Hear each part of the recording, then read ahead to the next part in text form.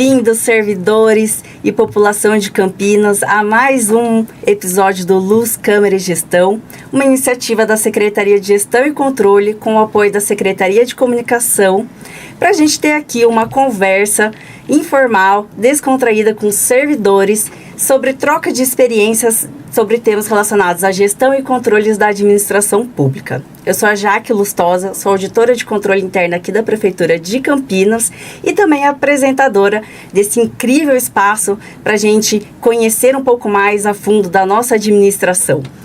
A nossa convidada de hoje tem um extenso currículo que eu vou até aqui pegar o meu celular para falar um pouquinho mais sobre ela. É a nossa doutora Mariana Juabre, ela é procuradora do município de Campinas desde o ano de 2000. Ela tem MBA em Gestão Pública e Auditoria pela Universidade Salesiana. Também tem especialização em Gestão Estratégica Pública pela Universidade Estadual de Campinas, a Unicamp. Ela também é palestrante e cofundadora do curso Noções Básicas de Direito para Servidores Públicos, que atualmente ele é coordenado pela Escola de Governo. E já fez mais de 20 edições, tendo capacitado aproximadamente 1.000 servidores públicos. É também instrutora na Escola de Governo e Desenvolvimento do Servidor desde 2003, ministrando aulas acerca dos temas de licitação, contratos, convênios e técnica legislativa. Atualmente, ela é coordenadora jurídica da Rede Mário Gatti, Rede de Hospitais Mário Gatti, e ao longo dessa carreira ela também já teve outros cargos de destaque, como diretora do Departamento de Auditoria da Secretaria de Gestão e Controle, já foi diretora do Departamento de Assessoria Jurídica Interna, já foi coordenadora técnica legislativa e coordenadora de apoio técnico ao Tribunal de Contas. É também professora da Escola de Governo. E por meio da sua experiência e dedicação ao serviço público, a doutora Mariana Juabre, traz uma perspectiva única e valiosa para a nossa conversa de hoje. Estamos ansiosos para conhecê-la um pouco mais. Obrigada, Mari, por ter aceitado o convite para vir conversar com a gente, com os nossos colegas servidores. Bom dia, Jaque. Eu quem agradeço a oportunidade de estar aqui. Estou super honrada com o convite, E quero parabenizar você, especialmente, a Secretaria de Gestão e Controle pelo apoio, porque eu acho, relevantíssimo esse espaço, essa oportunidade que a gente tem aqui de troca, de ideias, de informações sobre a gestão. Eu queria até começar contando uma historinha, uma parábola chinesa, que a gente que diz assim: se dois homens estão andando numa estrada e cada um está carregando um pão, e eles se encontram e eles trocam os pães, cada um vai embora com um pão. E se esses mesmos dois homens estão andando por essa mesma estrada e cada um tem uma ideia, e eles trocam as ideias, cada um vai embora com 2 ideias. Então, acho que essa é a proposta do podcast, a gente estar aqui para trocar ideias, reflexões, experiências. Eu acho que isso é muito rico e é uma oportunidade incrível para a gente aprimorar e melhorar sempre o nosso trabalho enquanto servidores públicos, e ajudar a gestão pública a ser cada vez mais efetiva, cada vez melhor. Sim, obrigada. A gente criou esse canal com muito carinho e tem sido incrível escutar, conversar com servidores públicos, e com você também não vai ser diferente. A gente já conversou um pouquinho antes e a conversa foi indo, então tenho certeza que o pessoal vai gostar bastante. Mari, que eu já tomei a liberdade de poder chamar a Mari, doutora Mariana de Mari, Mari, conta também pro pessoal um pouquinho da sua experiência ao longo de 24 anos de administração pública, de Prefeitura de Campinas. Conta um pouquinho pro pessoal da sua trajetória, desafios, tudo que você experimentou nesses 24 anos. Nossa, é tempo, hein, já? É bastante tempo. Bom, eu prestei concurso, passei e fui logo para a área de contratos. Quando cheguei lá, comecei a trabalhar com contratos, licitação, depois fui diretora do departamento de assessoria, na época chamava Departamento de Assessoria Jurídica Interna, agora mudou de nome, porque a gente conseguiu criar a Procuradoria do município, na época era a Secretaria de Assuntos Jurídicos ainda, que chamava. Mas, enfim, a gente fazia toda a parte de contratos ali da administração. Depois eu fiquei bastante tempo ali, Depois eu até conto um pouquinho do trabalho, porque dali surgiu o curso de noções práticas de direito para o servidor, que eu acho que é super relevante. Mas de lá eu fui convidada para assessorar o secretário de saúde. Foi uma época muito gostosa, assim, para mim, uma época interessante na minha vida. Eu brinco que quem foi picado pelo mosquitinho do SUS nunca mais se recupera, porque aí a gente fica apaixonado pelo sistema de saúde que a gente tem no Brasil. Eu acho incrível. Depois eu saí de lá, fui convidada para assumir o departamento de auditoria, na gestão e controle. A secretaria estava começando, né? A gente estava implantando os projetos na secretaria. Foi um momento super enriquecedor também para mim, um trabalho que eu amei fazer, foi super relevante.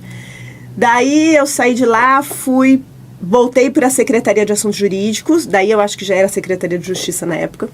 Fui trabalhar na área técnica legislativa, que era uma área que eu nunca tinha trabalhado.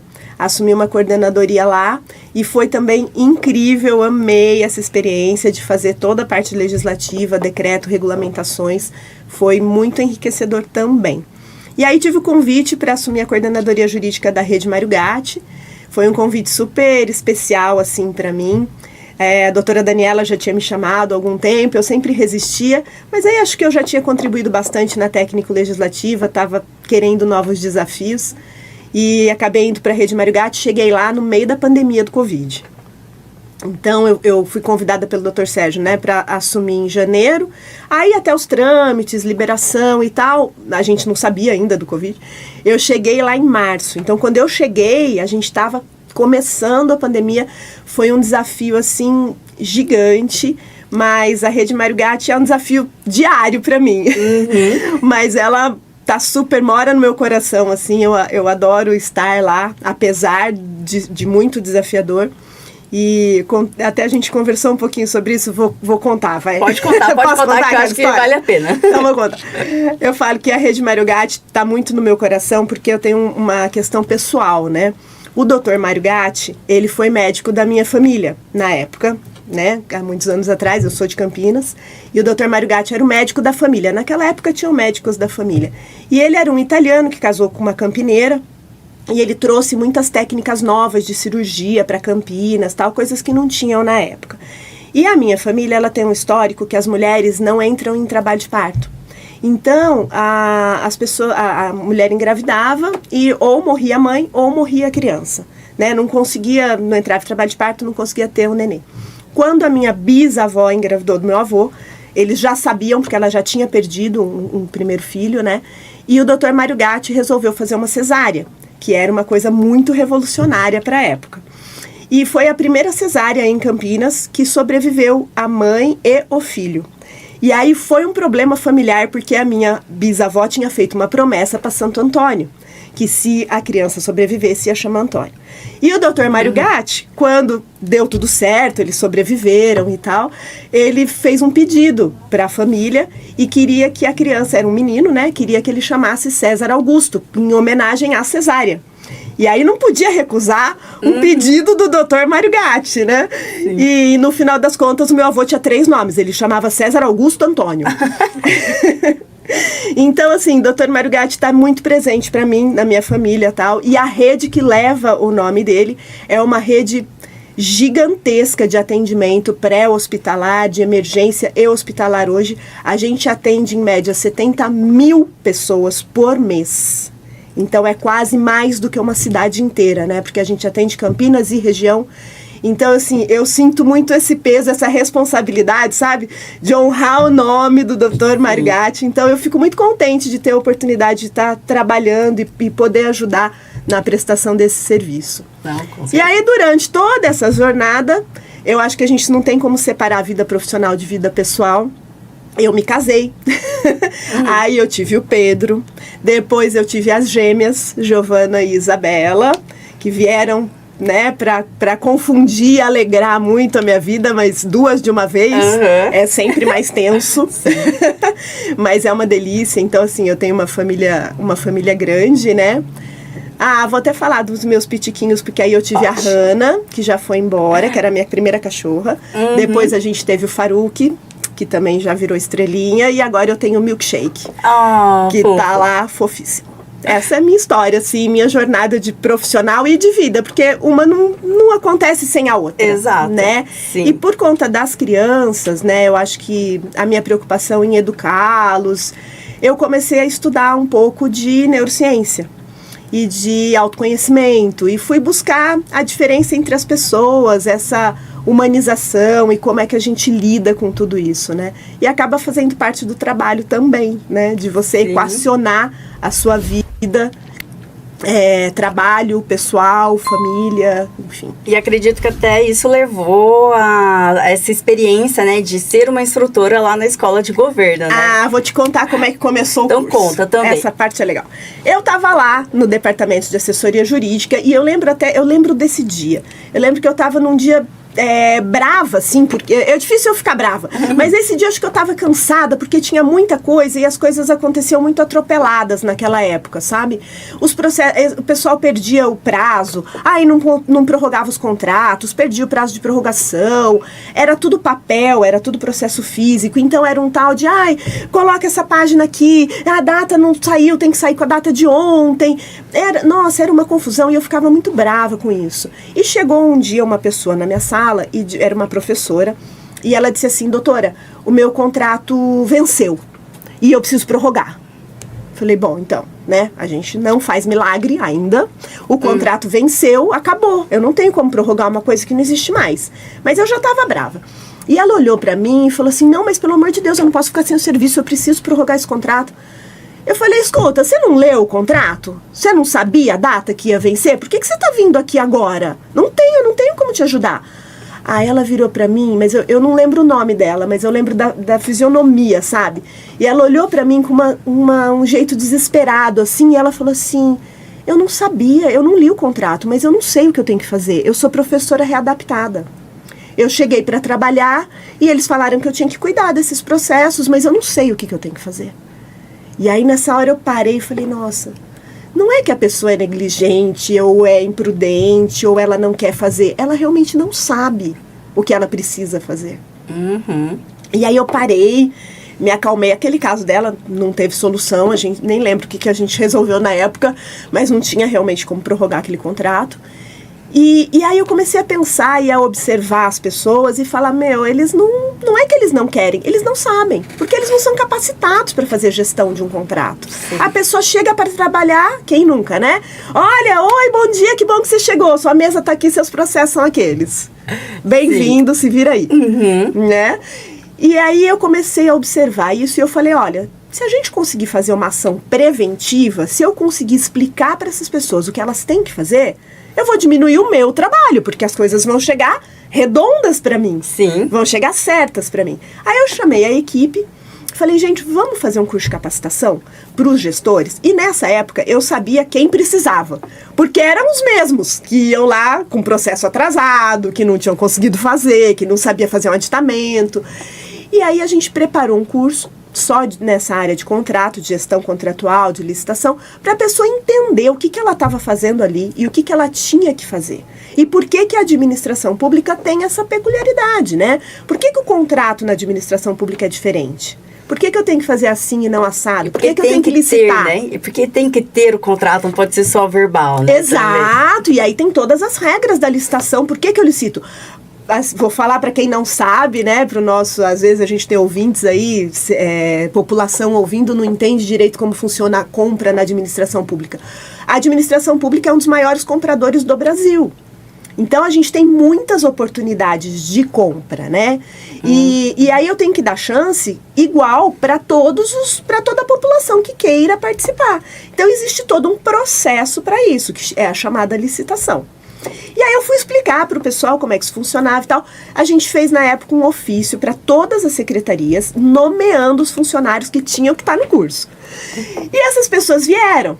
E a gente fez o curso e eles adoraram. Porque isso é uma segurança para o servidor, ele entender o que ele está fazendo. Ou pelo menos saber para quem que ele pergunta, aonde que ele tem que procurar. Né?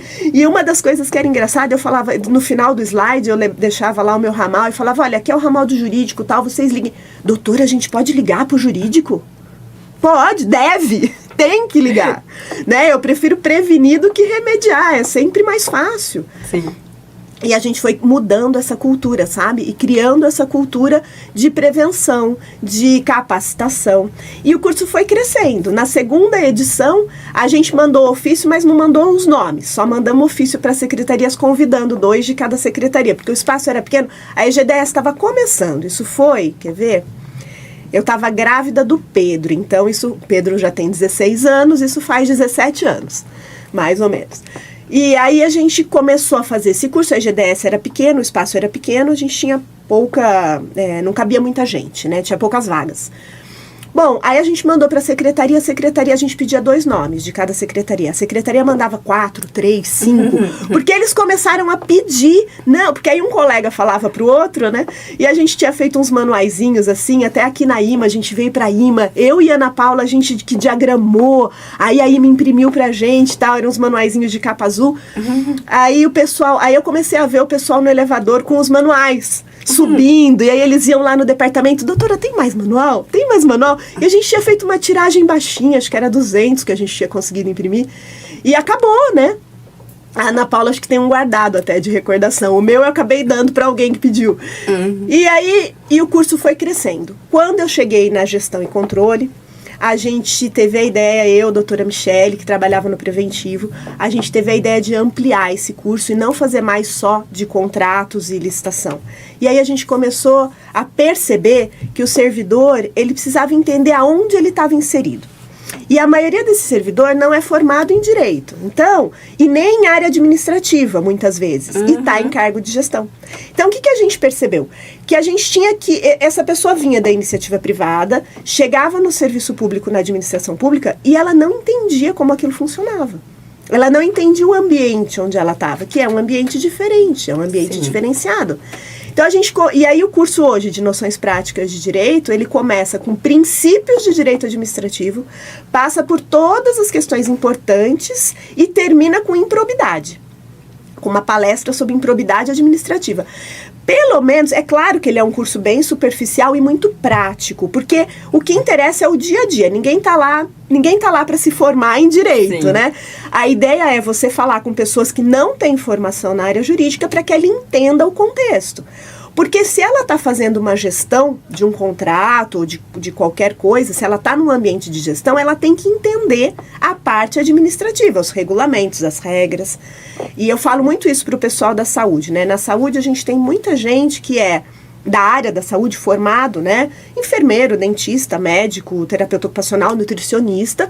E essas pessoas estão em áreas de gestão. Porque elas estão lá na saúde e aí elas acabam assumindo papéis de gestão. Essa pessoa tem que entender que ela não dá para ela falar para o Tribunal de Contas, não, mas eu sou médico. Eu não sabia médico, que não podia, eu não conhecia essa instrução do Tribunal de Contas, porque eu sou enfermeiro, né? Não tem como. Você é enfermeiro quando você está lá no posto de saúde dando injeção, fazendo seu atendimento. Quando você está aqui sentado fazendo gestão, ou coordenando um centro de saúde, ou coordenando uma unidade de saúde, você é gestor, e aí você tem que entender o ambiente que você está. Que é o ambiente da administração pública. E ele é diferente, né? A Hannah, a minha primeira cachorra, ela viveu 13 anos e nos últimos 3 anos ela ficou com uma insuficiência renal. E aí eu levei ela para a veterinária falou assim para mim, olha, é o seguinte, ela vai precisar fazer uma fluidoterapia e ela vai ter que tomar soro todos os dias. E aí você vai ter que fazer o soro nela, porque senão ela vai morrer, né? Não tem como você vir todo dia trazer ela para fazer soro. Fica, inclusive, inviável economicamente. Eu olhei pra veterinária desesperado, falei, Mas eu fiz direito, ainda falei isso pra ela. Eu fiz direito, você acha que eu vou montar um soro, um equipe? Como que eu vou fazer soro na cachorra? Eu nunca peguei numa agulha. E ela olhou bem pra mim e falou assim, não, você vai, porque eu já fiz isso com outros clientes e deu certo, é fácil, é um soro subcutâneo, e você vai fazer isso, porque senão ela vai morrer.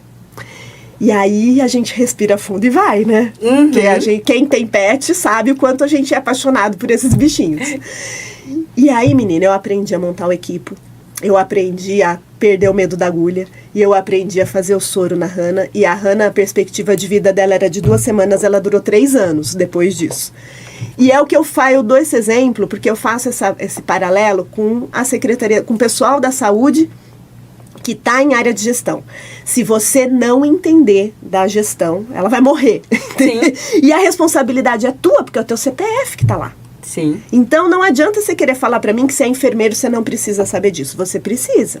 E isso vale para qualquer servidor que esteja em cargo de gestão. Sim. Né? A importância da capacitação, né, para conseguir desempenhar ali a função, né, a gente tem diversas habilidades, né, hoje em dia, até a gente aqui, né, auditora de controle interno, sou formada em Direito, porém ali no meu cargo, a gente tem que conhecer de tudo, né? Tem que conhecer um pouco da administração pública, tem que conhecer sobre contabilidade, transparência. Agora, aqui apresentando o programa, a gente tem que estudar um pouquinho mais também como fazer isso.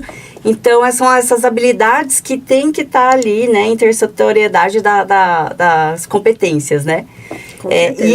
Ser uma instrutora da escola de governo traz essa possibilidade de tornar o cidadão, né, ou tornar o servidor além daquilo que ele é do cargo dele, né? Isso é muito importante. Exato. Até a gente pode falar um pouquinho mais, né, dessa como que você enxerga essa importância da capacitação continuada para os servidores públicos e como que pode ser mais explorado e incentivado aqui. Jaque, Campinas tem um privilégio, assim, de ter uma escola de governo, né? Não são todos os municípios que têm isso. Campinas criou e constituiu uma escola de governo até que forte, né? Então, eu acho que a gente, servidor público de Campinas, ainda já tem esse privilégio de ter esse acesso a muitos cursos importantes, muitos cursos interessantes que a escola de governo proporciona. Eu acho que isso é super válido. E hoje em dia, né, com a facilidade da tecnologia e da comunicação, a gente tem N possibilidades na internet. Então, eu indico sempre a ENAP, que é a Escola Nacional de Administração Pública. Eles têm cursos maravilhosos, eles estão muito avançados, né? O governo federal tem buscado muito desenvolver outras habilidades no servidor, além da técnica, né? Então, eu acho que a ENAP é um canal. E eu tenho um projeto. Eu sei que você ia me perguntar, mas eu posso adiantar? Pode adiantar. Eu tenho um projeto junto com a doutora Michele, que foi servidora pública por mais de 15 anos. Depois ela saiu, agora ela está na iniciativa privada, com uma bagagem sensacional que poucos advogados da iniciativa privada têm a oportunidade de ter, que é você conhecer o público, né? E depois também conhecer o setor privado, atuar no setor privado. E a gente entendeu que seria muito importante começar a trabalhar relações saudáveis entre o público e o privado. Porque cada vez mais o setor público tem que se aproximar do setor privado, né? Para muitas coisas, inclusive para entender experiências boas que acontecem no setor privado e como é que a gente traz isso para o público. Isso que nós estamos fazendo aqui é um exemplo disso, né? A gente já vê podcasts no setor privado há alguns anos e agora estamos trazendo essa experiência dentro do poder público. Sim.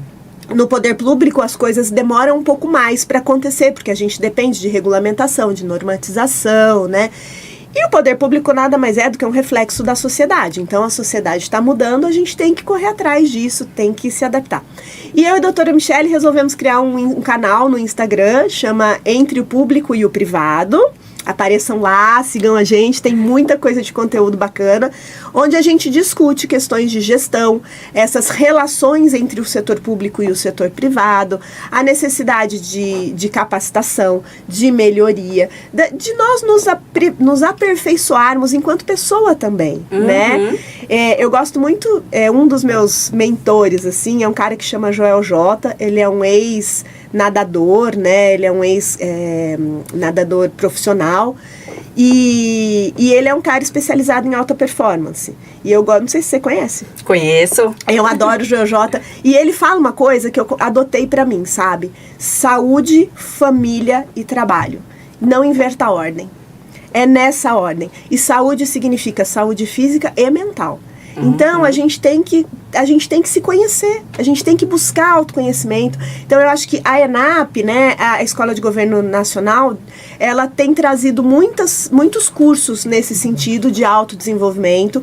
A Escola de Governo de Campinas, a EGDS, também traz muitos cursos. Inclusive, um curso que eu fiz na EGDS, que foi um marco, assim, um divisor de águas para mim, foi um curso sobre mindset. né? Mindset não, desculpa, sobre mindfulness. Nossa, eu estava pensando que a gente tem que mudar o mindset. E mindfulness foi um curso sensacional, porque a gente tem muita dificuldade em viver o agora, né? Sim. A gente está sempre ou preocupado com o futuro ou pensando nas coisas que não deram certo no passado e não olha para o presente, não olha para o agora. E isso gera muita ansiedade, né? Sim. Então, isso foi um divisor de águas, assim, para mim. Então, eu acho que a capacitação é fundamental para a gente prestar um serviço público cada vez melhor. Eu não tenho como prestar um serviço público melhor, melhorar minha qualidade de atendimento à população, se eu estiver mal, se eu não me conheço. E, claro, tem os cursos técnicos também, que faz parte, né? Sim. Se eu não entendo aonde eu estou inserido, se eu não entendo como a administração pública funciona. Então, eu vejo a capacitação como uma ferramenta fundamental para a gente melhorar o serviço público. Uma oportunidade de melhoria, né? Com certeza, sem dúvida. A gente vai aproveitar, né, que aqui a gente está no mês de março, mês das mulheres. Por coincidência, ambas vieram de rosa. Sem combinar. Sem combinar, né? Mas uma homenagem ao mês de março, mês das mulheres. Vou perguntar um pouquinho para você até dessa questão de como que você enxerga a posição da mulher no setor público, né, atualmente? Quais os principais desafios enfrentados pelas mulheres, especialmente aquelas que estão em cargo de liderança, né? E aquelas que são mulher, mãe, tem a casa para cuidar. Como que você enxerga essa posição da mulher? Olha, Jaque, eu venho de uma família onde as mulheres foram muito empreendedoras e priorizaram papéis, né? Então, assim, a minha mãe fez direito e, na época, ela conta que a faculdade dela, a sala dela de direito, tinham 200 alunos, 5 mulheres. Numa época em que mulher não fazia direito. A minha mãe, para fazer direito, teve que brigar com a mãe dela não queria de jeito nenhum. Minha avó achava um absurdo. Imagina, você tem que fazer normal, tem que ser professora, porque depois você vai casar e não vai ter nenhuma formação. E ela não queria. Na época, o colegial, né, era dividido em clássico, humanas, e eu não lembro qual era o nome do outro, e ela queria fazer clássico, porque ela queria fazer faculdade de direito. E a minha avó, nossa, quase matou ela, não deixou, foi uma briga. Enfim, no fim, meu avô acabou apoiando a decisão e ela conseguiu fazer faculdade de direito, mas assim, eram 5 mulheres no meio de 200 homens, né? E aí depois, para trabalhar no trabalho, advogada, a profissão, direito, né, era uma profissão tipicamente masculina. Então eu vi minha mãe desbravar e uma estrada, sabe? Para muitas pessoas depois dela seguirem, eu inclusive, né? Então essas mulheres da geração da minha mãe, eu acho que elas vieram desbravando aí uma estrada que nós, eu, você, tivemos a oportunidade de seguir de uma maneira mais fácil, né? Depois disso. Hoje em dia, na Procuradoria, a gente tem mais ou menos 50%, né? Entre homens e mulheres, assim. É quase equilibrado. Tem um pouquinho de homens a mais. Eu acho que talvez seja 60-40. Mas é quase equilibrado. Mas é uma área, é uma formação onde as mulheres, e na gestão pública também, as mulheres ainda não são maioria nos cargos de gestão. Sim. Né? Então eu vejo assim, mulheres fantásticas, muito profissionais. O que eu senti de dificuldade? Eu tive muitas vezes à frente em cargos de gestão, mas as dificuldades, os desafios que eu enfrentei, né? Eu acho que primeiro é conciliar os papéis. Como eu tenho dito aqui, não existe só a vida profissional, né? A gente é um todo, né? Se eu não tô bem na minha casa, se eu não tô bem na minha saúde, se eu não tô bem com a minha família, eu não vou conseguir fazer um bom serviço profissional. Não vou conseguir ser uma boa profissional, né? Então, acho que equilibrar esses pratinhos é o primeiro desafio. A gestão de tempo, né, é um desafio gigante, eu acho, para a gente conseguir fazer tudo. Eu acho que a gente avançou muito, as mulheres avançaram muito, a gente chegou em muitos cargos, mas ainda falta. Acho que a gente ainda tem um caminho a percorrer. Se a gente der uma olhada rápida na administração de Campinas, por exemplo, a gente não tem um secretariado feminino relevante. Sim, né? Verdade. Mulheres em posição de primeiro escalão, assim, relevantes. São poucas, né? São poucas, embora a gente tenha muitas subsidiando aí, né, o pessoal, os secretários, né, a ala masculina aí para desempenhar cada vez melhor o seu papel. Então, eu acho que a gente ainda tem um caminho para percorrer, mas um desafio, aí eu vou falar da minha experiência pessoal, eu acho que a mulher, ela tem um compromisso diferente com a casa, com os filhos, do que o homem. Embora isso tenha mudado muito, né? O meu pai, por exemplo, foi um homem que foi muito diferente dos homens da época dele. O meu pai era um homem que cuidava, que ia buscar a gente na escola, porque a minha mãe trabalhava muito. E minha mãe foi procuradora também, não em Campinas, né? Em Paulínia, depois em Sumaré. Alcançou cargos de gestão, de alta gestão. Então, ela era muitas vezes chefe de muitos homens e tal. E o meu pai, ao contrário do que se esperaria para o modelo masculino que existia naquela época, né? Ele apoiava muito, ele admirava muito ela, né? Então, ele estava sempre junto e tal. E ele cuidava muito da gente, porque ele tinha mais tempo disponível, inclusive. Ela não dirigia, ele dirigia. Então, ele cuidou muito da gente. O que não era uma coisa natural para a época, pelo menos não era o que eu via nas famílias das minhas amigas, né? Uhum, normalmente o pai trabalhava, a mãe estava em casa cuidando e tal. De qualquer maneira, a mulher, ela tem uma relação diferente com a família, eu acho. E isso dificulta um pouco quando você assume cargo de gestão. Eu preciso me organizar muito mais para estar numa reunião à noite, por exemplo, do que o meu marido, por exemplo. Olha, viu, eu tenho reunião hoje à noite, tá? Se vira, né? É um pouco assim. Sim. E a gente se cobra mais. Eu lembro que numa ocasião, né, eu estava numa reunião e eu não podia levar meu filho para a escola, era o primeiro dia de aula dele na escola nova, e aí eu tava com aquela angústia e tal, e eu falei pro meu marido, Rodrigo, você leva então, mas você desce com ele na escola, viu? Você entra, você vai lá, conhece a professora, entrega ele na mão da professora, hein? Você vai lá, desce com ele, tá bom? Ele, tá, pode deixar. Não, fica tranquila. E eu fui lá pra minha reunião. Aí fui buscar o Pedro na escola. Pedro, e aí, filho, como foi? Ah, foi tudo bem, mamãe. O papai desceu com você, né? Foi lá com a tia, te entregou pra... Não, mamãe, ele me deixou aqui na porta, entrei sozinho, quase morri do coração, né? Então, acho que a mulher, ela se cobra mais e ela exige dela mesma, sabe? Sim. Esse cuidado maior. E são tomadas de decisões, né, Jaque, que desgastam, né? Que te ocupam mentalmente, que gastam energia. E são, às vezes, a gente pensa que são decisões pequenas, mas não são. É você decidir a roupa que você vai pôr, que bijuteria que você vai usar, que maquiagem você vai fazer, o que vai ter de almoço, se você lembrou de dar aquela ordem para sua funcionária, o que as crianças vão levar de lanche para a escola. Coisas que no universo masculino ou são muito simplificadas ou nem existem. E eles não conseguem enxergar tudo isso, preocupações, né? Que nem existem. Imagina que meu marido vai pensar no lanche, se tem fruta para levar no lanche da escola. Não existe essa preocupação. E talvez ele até ache irrelevante, né? As crianças tão grandes que se virem. Talvez ele tenha razão, mas eu ainda não consigo me livrar dessa ocupação mental. Então eu acho que esse desgaste mental, sabe, é um desafio grande. Eu vejo grandes players assim do mercado, né, de palestrantes e tal, e muito a maioria é masculina, né? E aí, Jota, Jerônimo Telme, vários, assim, players grandes.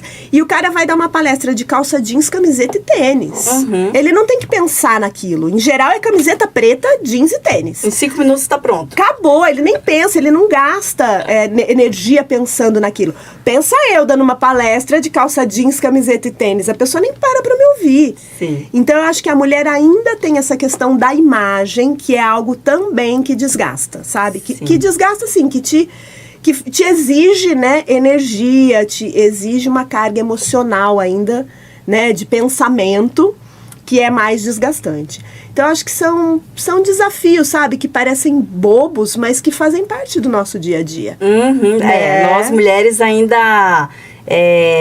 a gente tem que provar muita coisa, né? Pra chegar onde a gente tá, aos cargos de liderança, de gestão. Exato. A gente tem muitas provas, né? Muitos obstáculos ainda. Você tem que estar o tempo todo provando que você é boa, que você é competente, que você não é só um rostinho bonito, que você sabe o que você está dizendo, né? Exato. E quando eu entrei na prefeitura era muito engraçado, porque eu entrei nova e eu tinha uma carinha de nova, né? Então as pessoas olhavam, não, mas você não é estagiária? Não, mas você... Então, eu tinha que estar o tempo todo provando, não, olha, eu sou procuradora, concursada, eu sei. A gente tem que estar sempre a mais, sabe? Sim. Isso desgasta um pouco. Mas certeza. a gente estamos trilhando aí essa jornada, né?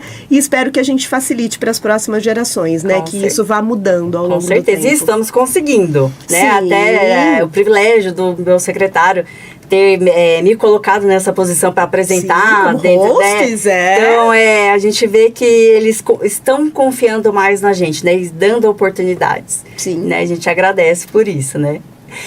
Mari, para a gente fechar, eu queria só que você falasse, né, um pouquinho de mudanças significativas que você observou ao longo, né, desses 24 anos que você tem aqui de prefeitura. Porque a gente teve bastante aqui uma conversa descontraída, mas a parte técnica você conhece muito. A gente teria diversos temas para a gente falar a parte, né, da produção, do técnico mesmo.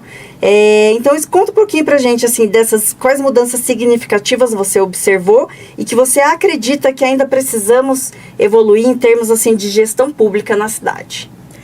Nossa, Jaque, eu vou deixar aqui uma proposta para a gente fazer um outro podcast para falar da administração pública 4.0, que eu acho que é importante, que é a nova realidade que a gente vive, né?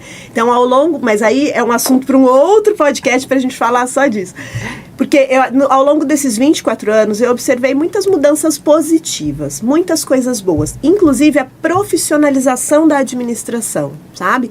Quando eu falo em capacitação, a gente profissionaliza o servidor público. Então, você entender que você não pode fazer um contrato verbal com a administração pública, que não adianta o diretor do departamento ou o prefeito falar que quer fazer assim se não está no contrato.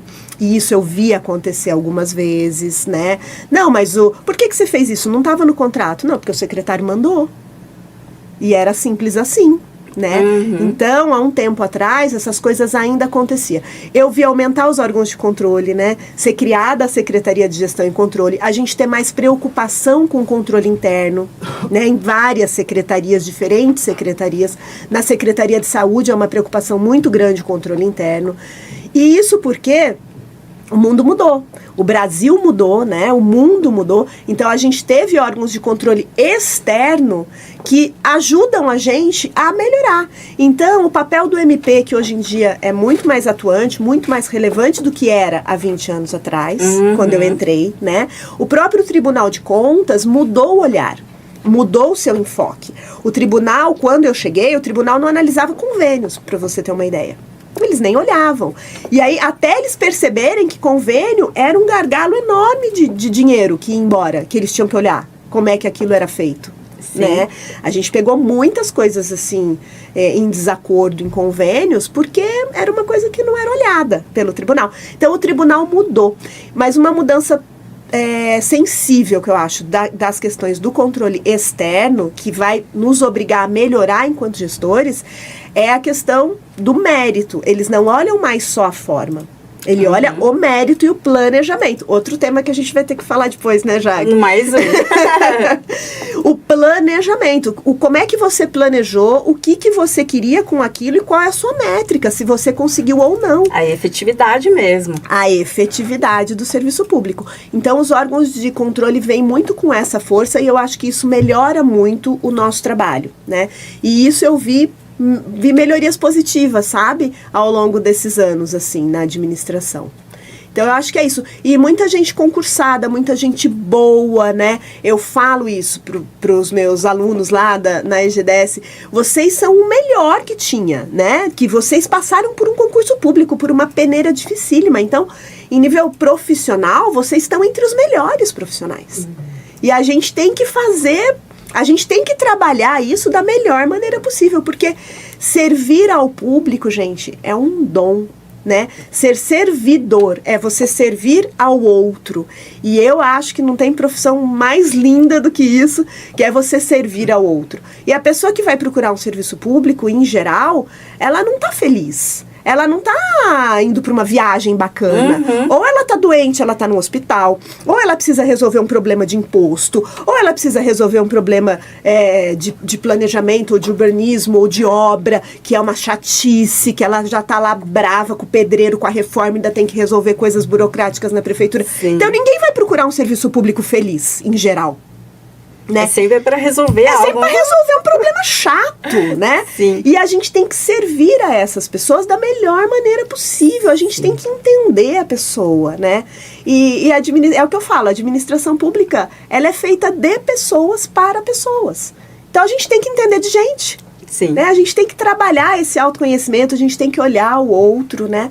Eu acho que isso faz toda a diferença. E eu vejo muitos profissionais com essa abordagem, tendo esse olhar, né? Mudando o olhar, profissionais muito bons tecnicamente, porque a gente contrata os melhores, pensa. As pessoas passam num concurso, né? A gente contrata os melhores que existem no mercado. Então, essas pessoas têm que ter esse dom. E tem que entender também, eu acho, tem que ter essa disponibilidade, sabe? Que a gente está ali para servir o outro, né?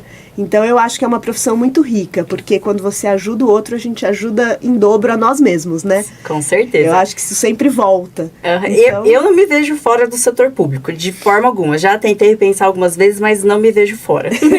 Eu também adoro. É uma profissão que eu gosto muito de exerço com muito carinho. Eu lembro que minhas filhas perguntavam, né? Mamãe, por que você vai trabalhar hoje? Não vai, eu não quero que você vá. Aquele chororô que criança faz, né? E eu falava, mamãe vai porque a mamãe precisa ganhar dinheiro para comprar a Barbie. E às vezes ela falava assim, eu não quero a Barbie. Não quero mais essa Barbie, não vai trabalhar. E aí eu comecei a mudar o enfoque. Eu vi o Marcos Piangi uma vez falando sobre isso. E eu falei, nossa, ele tem razão. E aí quando elas começavam a me perguntar, mamãe, por que você vai trabalhar? E aí eu falei, não, mamãe vai trabalhar porque tem um monte de gente dodói lá que precisa da ajuda da mamãe para poder ser atendido no hospital, para poder receber um atendimento. Então a mamãe vai trabalhar porque a mamãe precisa resolver o problema dessas pessoas, a mamãe precisa ajudar as pessoas a serem atendidas no hospital, né? E aí muda esse enfoque, sabe? E é isso, por que a gente vem trabalhar? A gente vem trabalhar porque a gente precisa construir um mundo melhor, construir uma cidade melhor, a gente vive aqui, né? E a gente está na ponta. Às vezes a gente vê o pessoal do governo federal criando grandes políticas públicas, mas a hora não olha para quem executa, né? Sim, a gente quem executa aqui é o município, né? É o município, é quem está na ponta. E eu, como atuei muito em secretaria meio, eu sempre tive esse cuidado e talvez até uma curiosidade de ver como é que era a secretaria fim, né? Porque a gente às vezes não vê. E eu sempre falo isso, o procurador não pode ficar adstrito ao papel, ao processo. Ele tem que entender o que está acontecendo, por que ele... Se ele falou não, ele tem que dizer como é que eu consigo fazer o sim. Se não posso desse jeito, que jeito que eu posso? Porque eu preciso construir aquela política pública. O gestor está me pedindo uma coisa porque ele precisa executar, né? E isso para mim foi muito rico quando eu trabalhei na área técnico-legislativa, porque a pessoa faz lá uma lei... E aí ela precisa regulamentar, e aí, como é que você vai regulamentar isso aqui? Não adianta eu querer regulamentar da minha cabeça, eu não sei. Eu tenho que chamar o cara da ponta para perguntar, como é que você trabalha isso? Como é que você faz isso? Né? E com toda a experiência que eu tinha na técnico-legislativa, quando eu estava no Mário Gatti, uma ocasião, eu comecei a receber muito pedido de prontuário médico. E prontuário médico é uma encrenca, porque é sigiloso, quem que pode, quem que não pode, quem que tem acesso, mas o delegado pediu, o juiz pediu, para quem que eu posso dar e tal. E aí eu falei, vamos formalizar esse negócio? E montei lá uma resolução dizendo como é que seria para você pedir, como é que era o trâmite para pedir um prontuário médico, né? Quem que pode pedir, se precisa de procuração, fiz todo lá um esqueminha de como é que poderia. Aí eu falei, bom, agora deixa eu mandar isso aqui pro cara que cuida dos prontuários médicos, que era o SAMI, né, que é um departamento que a gente tem lá. E aí foi pro SAMI, e eu achando que tinha abordado tudo, né, que tava linda a minha resolução. Aí foi pro SAMI, o Matheus me liga, doutora, posso conversar com a senhora sobre a resolução? Claro, Matheus, venha cá. E aí a gente sentou junto e ele começou a me pontuar um monte de coisa que eu não tinha visto. Doutora, mas ó, isso aqui quando acontece, tem que ser assim, ó, isso aqui pode... Isso aqui pode acontecer desse jeito. Se você não conversa com o cara que faz, você não chega numa normativa boa, numa regulamentação boa. Então eu sempre brinco, a gente regulamentou, e na segunda, o que mudou? Exato, né? E na segunda, o que acontece? Conhecer a realidade de o convívio, né? Ali o ambiente de quem a gente vai mudar a realidade. Exato, e quem executa. Não adianta eu querer fazer um negócio lindo no papel se a pessoa que está na ponta para executar não conseguir fazer daquela maneira. Então a gente tem que ouvir a ponta, né? Com é uma certeza. coisa. As políticas públicas a gente constrói juntos, né? Sim, com é todo certeza. mundo de mão dada. Não dá para eu pensar uma política pública sem ouvir quem vai executar. Com certeza. Mari, Adorei a nossa conversa aqui. Já. A gente falou de diversos temas e a gente já sabe que vamos precisar marcar mais um para falar desses vários outros aí. Agradeço, né, a procuradora, a doutora Mariana Joabre, por ter vindo, por ter aceito esse convite.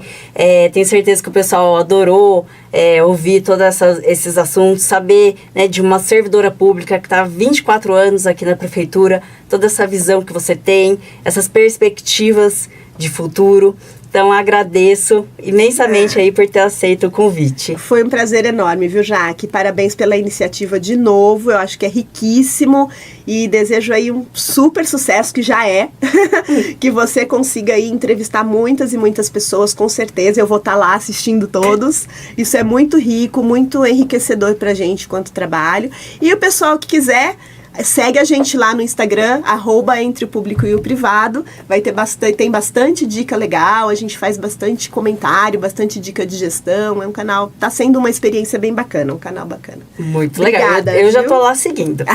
Maravilha. E agradeço a todos que nos acompanharam aqui em mais um videocast do Luz, Câmera e Gestão.